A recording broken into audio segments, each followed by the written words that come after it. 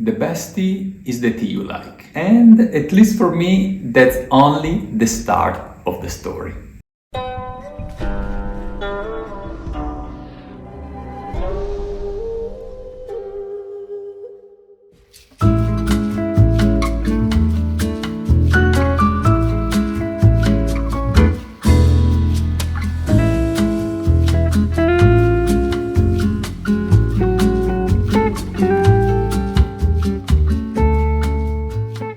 This is Nannuoshan. I'm Gabriele. Few weeks ago, I decided to challenge a little bit Sigi, sending over a few teas for videos that are out of his comfort zone. One was a GABA by Liao Weichun, which is one of the farmers we cooperate with. And the other one were actually two teas from Miss Su. Sigi is very much into strong tea, old Sheng, even post-fermented tea, yellow tea. I would say even, very much into Hong Kong storage for Sheng, and maybe also to some level highly roasted Taiwan Oolong, but not necessarily to those type of teas. And I think I really took him a little bit with a surprise, because at the end, as I said at the beginning, the best tea is the tea you like, right? And you don't have to like all the teas out there. Now, let me start. What tea I like? When I get that question, I usually reply, always actually, middle-aged Shenpuer, Danzong Oolong, and Taiwan Oolong. Not necessarily in that order. Taiwan Oolong has been a long passion for me from, I would say, the very beginning, and I thought recording this video to share with you a little bit how the sourcing of Taiwan Oolong at Nannuoshan have evolved over the course of the past 15 years, and also maybe to give you some inspiration and maybe also broaden your horizon about the different type of Taiwan Oolong, but also with other scope in mind. Also maybe for those that are more adventurous, to give you some hint about what to search for when you go to Taiwan, for tea, of course. And also maybe to show how, at least in my case, I don't have only to look for the tea that I like the most, but also for the tea that you guys like, right? And it doesn't necessarily mean that I dislike those teas, but it means that I'm not the teas that I reach out first on the shelf, right? I would not put online a tea that I don't like, that I don't consider appropriate for your palate, but that doesn't mean that I drink as often the 200 plus teas that we have in the shop.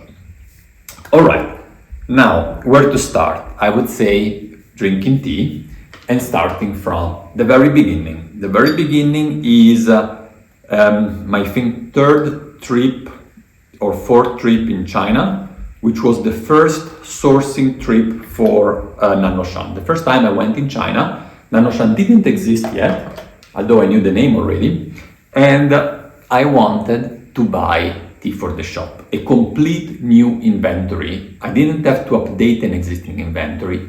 The warehouse was empty from scratches.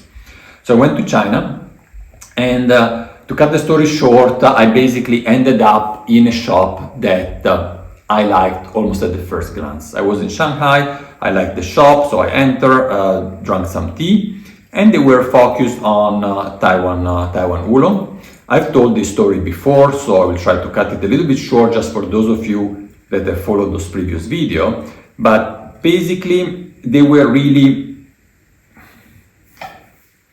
every tea was incredibly good. You know, when you go to a shop and you expect that they have maybe one or two teas that are their best, and you maybe after a while they take them out, not necessarily the first or the second tea, and you are able to taste them. Most of the shops don't have certain levels of tea, but this one was just from the very beginning like boom, boom, boom, one after the other, were just extremely good. And later on, I discovered that that shop, which is no more existing, so unfortunately you cannot go there and find it, but that shop was the only shop in China allowed to sell the tea from a master from Taiwan that in Europe you guys know is called Atong, and his Taiwanese name is Chen Huantang. And basically he was the only owner of a shop that was able to source tea directly from him. And he has tea basically not necessarily done by Master Chen, but selected by him in Taiwan from other farmers, other masters that he liked. So that set a little bit my expectation and level in Taiwan oolong, and it remained from for the years to come. So I expanded from there on, of course, also traveling to China and sourcing also from other persons, right? Not only from him, but still with that level in mind and that level of expectation.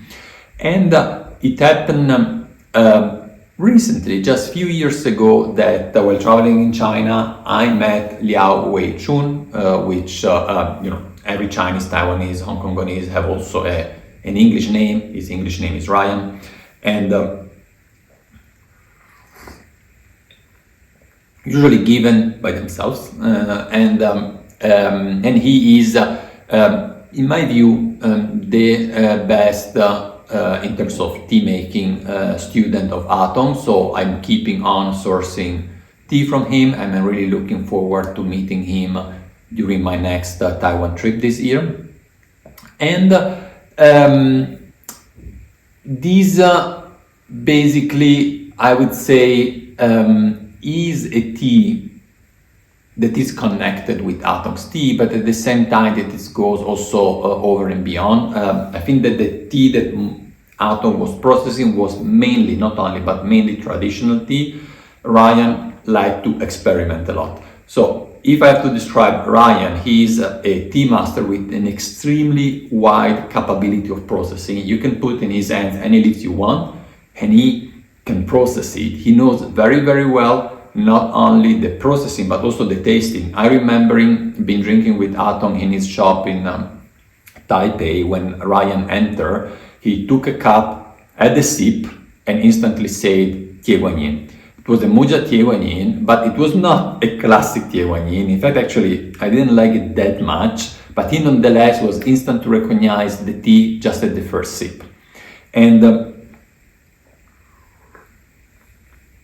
on top of that, he has applied all the knowledge that he has achieved and collected over the years to then experiment himself. So that's why you find him producing GABA, Tie Wan Yin black tea, and other fancy oolong, like not only oolong, but he does also green tea, for example, but also fancy oolong, like for example a copy, if you want, or interpretation of a Wu Yan Cha made in Taiwan, and so on. So that's Ryan, and you, of course, you cannot duplicate Ryan, so you cannot find another Ryan out there, but you want also to diversify the offer, right? If you have a shop, you don't want to have 5 farmers, and 5 farmers have the same capability and offer exactly the same stuff, right? So the question was then how to expand further, and in this video I want to share with you, let's say, our core producer, the top of the top that we have from Taiwan. Of course, we source from many other farmers, sometimes also very good tea, but maybe only 1 or 2, and not every year, and not larger amount. I would say that at the moment probably we are working with about 15 producers in Taiwan, And maybe, I don't know, I will mention just a few today. Now, what's next? Next, I would say it's worth mentioning Simon. And Simon is an extremely skilled Taiwanese tea producer. He's very focused on a certain type of tea. So in a way, in terms of capability, you know, I couldn't even tell you if Ryan is better, Simon is better. It's not even a matter. They are, for me, they are both over the top, right? But nonetheless, they apply their skill in a very different way. Simon is very focused on tea with no pesticides and no herbicides, and he really searching also for very rare cultivars, or teas that were not, or varieties that were not officialized as cultivar. And he has also been focusing, to my knowledge, to some, not focusing maybe, but maybe deepen his knowledge to some very specific processing technique, the Fanjuan Oolong that I mentioned in previous video. He's just a master, and I don't think there is anyone else in Taiwan that produces tea to that level. And it was the tea that was also almost died, and he made it it was reborn with him, and also probably reinvented in a way, in the sense that he put also some additional experience into it to transform to what it is today.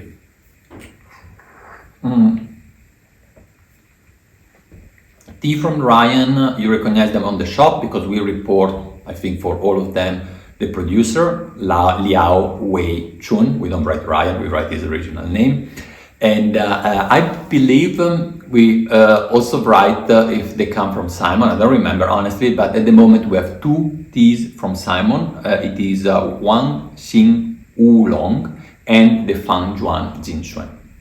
So those are the teas from him. Also, Simon puts an extreme effort in the production, in doing everything by himself, in the search that he does behind that, and they are pricey tea. In my view, and I'm not sure I will tell him, but in my view, Ryan has prices that are below the market. It's like, I don't know why he keep the prices so low. I believe that Simon is really good also in doing marketing himself and being popular, let's say, while probably, I'm just speculating, Ryan is more involved also in other stuff. He doesn't do only tea, he has also other sources of income. It's just a hobby, and you know, he just has his tea and sell it, and that's it. And I believe that he has some teas that he could easily sell, at least to me, for double the price. That's just how it is.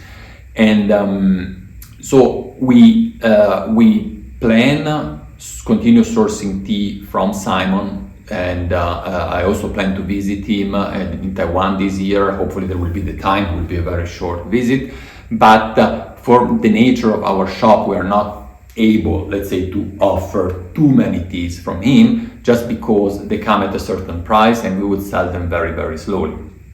So nonetheless, you see the 2 masters, you see they have something in common, and at the same time, you can see how one Simon has been focused and specialized on a very specific type of tea, although he does also other varieties, yeah. While Ryan likes keeping basically a wide portfolio of processing. Both of them are actually not farmers. I would just really designate them as masters, because they don't own, as far as I know, gardens themselves. They just cooperate with other gardens, with gardens owner, maybe buy the fresh leaves, rent the facility for where they could process the tea. They don't have their own factory, and they do tea all around Taiwan. All right, now let's speak further about what other type of farmers there are out there. Now, I've been saying in a few videos that there is a big difference about the most recent trends in Taiwan tea production, and the traditional ones have been saying that the trust and is pushing towards more standardization, and also I've been saying about lighter tea, less oxidized, less roasted. In a recent video that was about Donding, there was a discussion in the comment where some of you were saying, Gabriele, you might be wrong, you are saying that the tea nowadays is done lighter, but I've heard from others that actually is done heavier. And actually, in a way, they might be right. Actually, that video was about Donding, and Donding is a little bit special, being the most roasted traditional Taiwan oolong. And in that case, there had been an inversion a little bit of the trend to a certain extent. Although the very first Donding I had, which was from Ato and was long ago, was actually not extremely high roasted. But if we think about Taiwan as an overall tea market, most of the tea, maybe Donding is maybe the only exception, is trending towards lighter taste to get that buttery floral taste. And speaking about the best tea you like, the best is the tea you like. These are not the Taiwan oolong that appeal me the most. I find them, they are not able to take out of the leaves as much as traditional processing is able to do. I believe that masters like Simon, like Ryan, have to process way more the tea to apply their skills and get really taste out of it. But it doesn't mean that actually I don't like a very fresh Ching Xin, for example, from time to time. It's not the type of tea I reach out very often on my shelves, but I do. And so now we come to the point, we have a tea that personally is not on the top of my list, but nonetheless I want to offer because I don't think that it's bad by itself. It's just a little bit about my taste. And so I have to go out, or I want to go out and search for a supplier that convince me.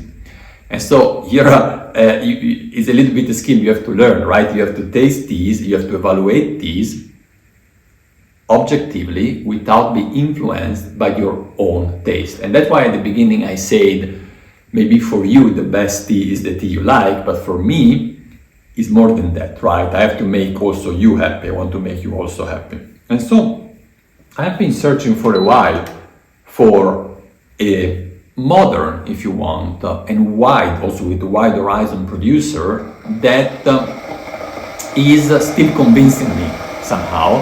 And that search actually ended up well about 1.5 years ago, I think it was.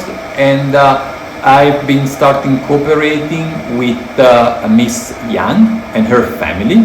So they are in the very central Taiwan, and they own also their own gardens, but they also cooperate with other farmers. Very, very common. Farmers also exchange fresh leaves with other farmers so that they can offer more to their customers. Usually they process the tea. They don't buy the processed tea from others. They actually buy the fresh leaves and process themselves. And now here we have that the Yang family is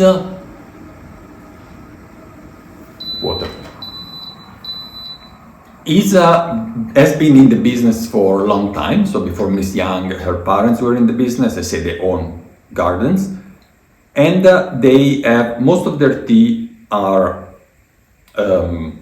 modern, but they have, and this is what I like, a lot of attention for, I would say, for perfection. Really, they really strive to improve their skill and getting better. They don't say we have been doing tea for a long time, that's it, we continue doing it.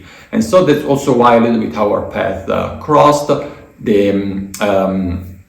We also cooperate with a farmer in and master in Donding village that does our handmade Donding, and he processes everything by hand in the wok. And Yang's family, I discover actually, has learned the roasting skills from him. So they were there to be taught from him. So they are not only staying in their little house and they say, we do tea this way, that's how it has to be done. but they actually also try to expand that horizon. They participate also for Donding in the early competition for Donding. They got second prize, I think, last year. We have their tea online, which means top 8%, I think, from the participants, so not bad at all.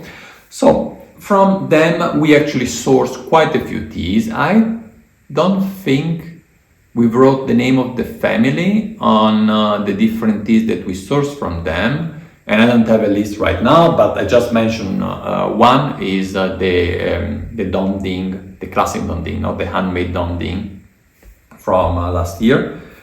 And I hope I will be able to visit them also, comes here, also this year, when traveling there, and visit their garden.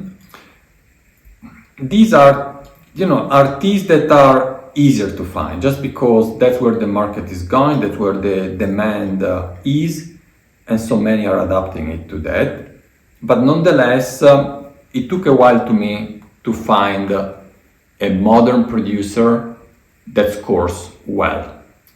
What does it mean that scores well? Well, I always rank the teas in giving a number, basically, and you can make very long tasting notes. We have also some templates that we share. If you are interested, just search for tasting notes in our YouTube channel. We describe their extensive template for taking notes, and if you send us an email, info@nannuoshan.org, we actually can send that over to you just for free, so you can use it. But that's not the most common way I take tasting notes when I select teas, just because when I select teas, I taste dozens and dozens of teas, sometimes in a day. I cannot take those tasting notes.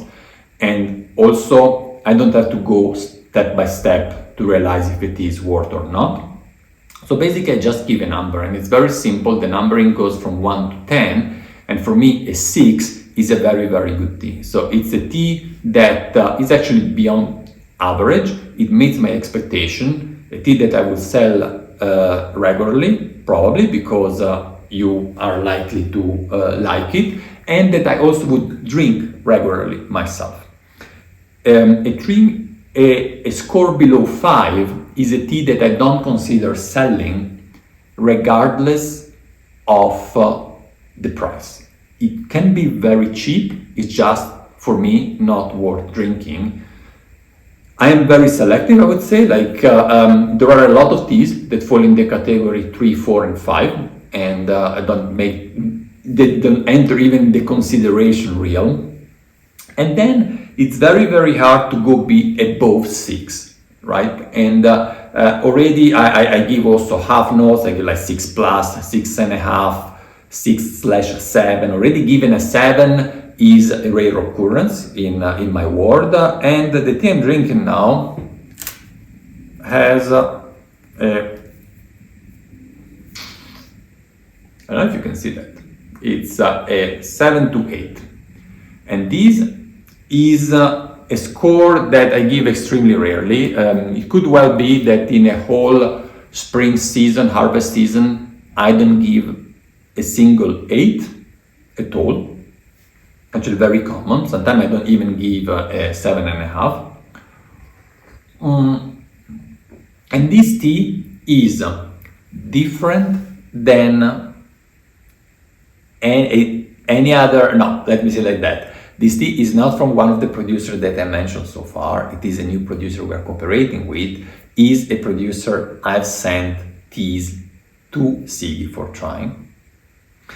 And it has some connection with the others, but also add an additional layer. We mentioned before about expanding the range and the offer. Miss Su is, should I say, a middle-aged woman? Well, let's put it this way. If I am a middle-aged man, she's definitely a middle-aged woman. And she's also in the very center of Taiwan, in the mountains, and differently than Simon, differently than Liao Weichun, She is a farmer. She owns two gardens at two different elevations. One is about 1,300 meters, the other about 2,000 meters. She is very selective. We mentioned how other masters go around Taiwan, like to experiment with different cultivar. She say, I do only Ching Xin. Consider that Ching Xin in Taiwan is often referred to as just oolong. If someone speaks about oolong, they actually usually meant Ching Xin, because 2/3 of the cultivation of tea is actually Ching Xin, and she likes to specialize in that. So in a way, one could say what's there is interesting in there. She is just one of the many farmers, because 2/3 of the gardens are actually Ching Xin. She only focused on her own garden, only one cultivar. What's so special? Well, the special part is the processing. I personally believe that she's extremely skilled in what she does. It was it last year? Yes, it was last year when she sent me over about 8 samples. I tested her tea along with those of other Taiwanese farmers, and her average score was above anyone else. That's how it is. Anyone else. I'm not going into the details, but anyone else. I don't want to make direct comparisons here. And so I ended up selecting a high mountain oolong from Shueishan, which is the one I'm drinking now, and also a lowland from the other garden. And I definitely want to meet her this year right at her garden. And why it convinced me? Well, first of all, this is really a best tea for me, is the tea I like, and it convinced me because she adds additional layers to the tea, and sometimes I even believe finding connections with some of the processing, some of the taste that I got in the past only from Ryan and Simon.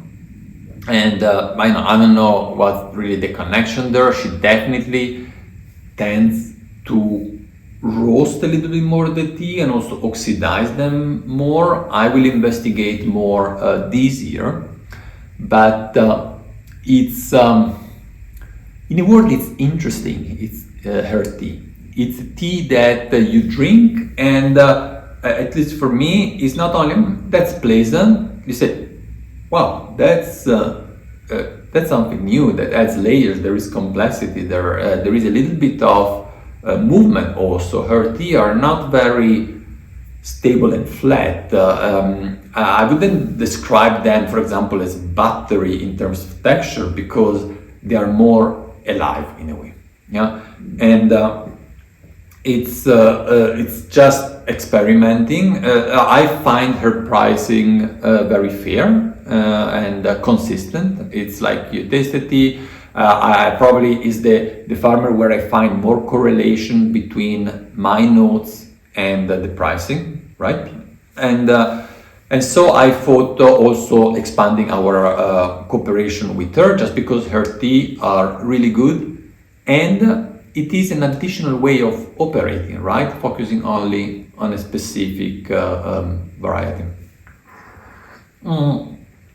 To finish that, let's say you want to travel there now in the future. What should we be looking for? How do you find similar person? I mean, of course, it's not easy. I've been keep on traveling year after year to the producing regions for the past 15 years, and it takes time. It's not always successful, and you learn by doing. But my suggestion would be certainly to start with shops, right? Maybe this is how I started, at least in the specific case, just because I was in China and I wanted also to offer Taiwanese tea. There is no other way to go to a shop. I ended up in shop owned by Taiwanese, but nonetheless, right? Not directly by the producer. So that's a good start. And but sometimes, at least for me, I really like to go into the adventure, to go on the field. And so what you can do is basically two things. You can really go just in areas that have high production. You know, you want to, you go to EME, or I don't know, to regions where they are specialized in some specific tea. Like you go to Pingling because you want Baozhong, and then you go to different producers that you will find there because it's a small city, small village, and you taste their teas and you select the one you want. Or you can venture in unknown places, maybe even more remotely. That's a bit more risky, right? You go out in the mountain in a region that maybe are not as famous, and you just try your luck, right? You try to identify fields from far. There was a video where I was in Nannuoshan searching for tea. You can see there how I improvise, and I found actually another farmers we're cooperating with, but I think I covered that in another video.